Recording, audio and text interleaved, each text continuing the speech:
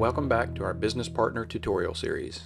In this tutorial we'll be looking at adding rooms to jobs. From the dashboard we would come to a job, pick the job we want to use. We'll just use this one here.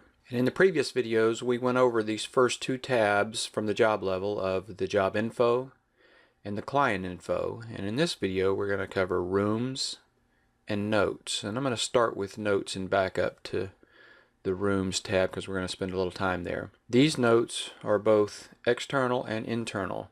Any note you put into this field can be printed on an estimate or proposal. It is not automatically included. It is a radio checkbox that you'll check to choose whether you want to show the notes or not. But if you have notes that are specific to the client that need to be transmitted to people in your plant or to people on the job sites, anyone that would get the copy of the drawings that might need additional information, these notes can be helpful for that, even for directions to the job site. These notes down here are internal notes. They'll never print on a report, so if you put something in here that might not be too flattering to the client, as you see in this note here, that's okay. It's never going to print on a report unless you happen to be sitting across the desk from them showing them your screen.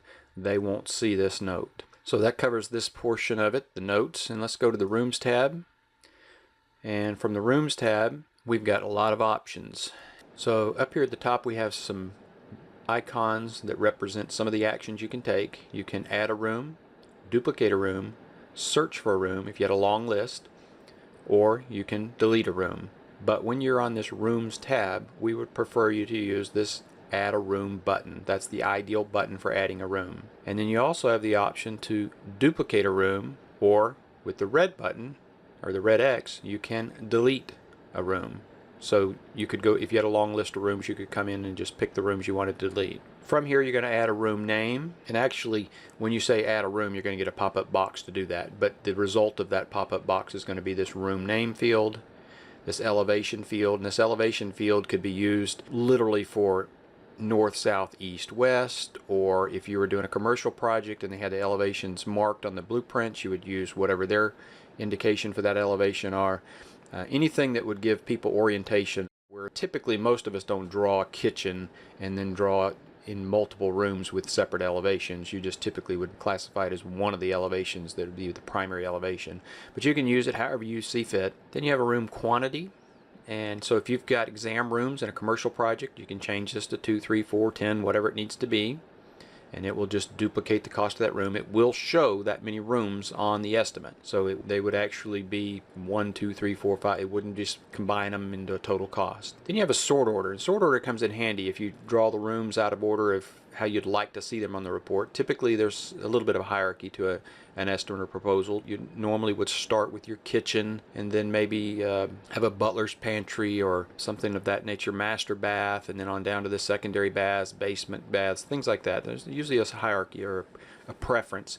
And if those rooms get drawn out of order for any reason, you can come in here and change how they'll print on the estimate or proposal by changing the sort order. And then you have the room status. It's just a pull down here, and this room could be at the estimate stage or a proposal stage, or could be completed, canceled, or in production. And it's kind of up to you to keep those things updated. Alright, once we have all the details about the room like we want, and again, if we say here we want to add a room, this is the box we get, and we would come in here and say we have test room, the elevation is let's say east, and we have a room quantity of 1 and the sort order, and you see that it's already accounting for that we have a sort order 1, 2, but we can again change that here once we add it. So we could add that room, and we're adding just an empty room, and it takes you right into that room. And the first question is asking you is, what do you want to make this out of? And so I'm going to jump back. I can use the back button or the rooms button, but I'm going to use the back button and jump back here to where we were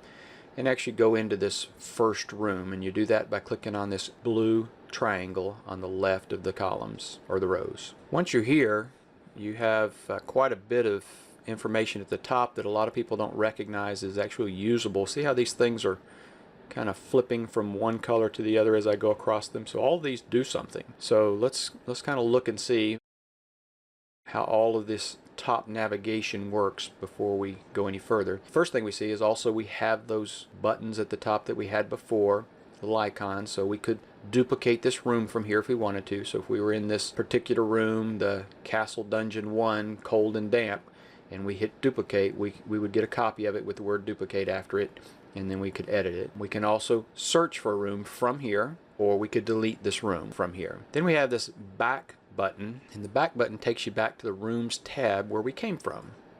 So we're back here where we came from. So that's one of the options, and I can go back there by going into the blue triangle. And then we have the actual room name along with the job name here. If we click on that, we get a pop-up box with the job details. So if we needed to change anything about the job details, any of this stuff, taxes, floor to ceiling heights, maybe one room is different than all the others or something, maybe the kitchen is a 95-inch tall in upper height and the laundry and bathrooms are 90-inch. You can change that here at the room level. And then as you come along here, you also have this Rooms button, and the Rooms button gives you another pop-up very similar to what we were looking at if we were to back up, except that it's just right here on this screen. We're not having to back up, and we can add a room from here.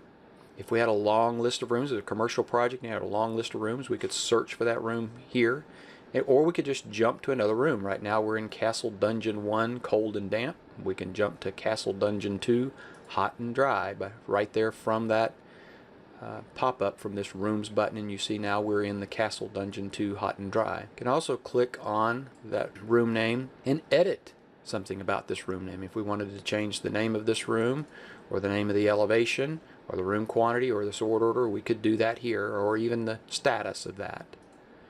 Then we have this checkbox here, suspend automatic recalculation. So Business Partner by default is basically going to be calculating as you work all day long. Just everything you do, it's going to recalculate, and trying to keep this number accurate. And the larger the job gets, the more burdensome that is on your computer, and the more you're going to have to wait on something to happen. So even if I just check it now, and I'm going to cut this out once I do this, it's going to recalculate this project. Actually turning it on does not, but when I turn it off, it recalculates. And so you see here, there's only 22 items, so I don't need to cut this out, but you see that it's going to recalculate this whole job. Well, every time you do something that changes the price of the job, it's going to recalculate if you leave that on. In certain areas, anyway, that's going to happen. So you can turn that off by checking this box, and you also see that this number goes to gray when you do that. So you can't click on it to make it do anything, but that would also recalculate this job.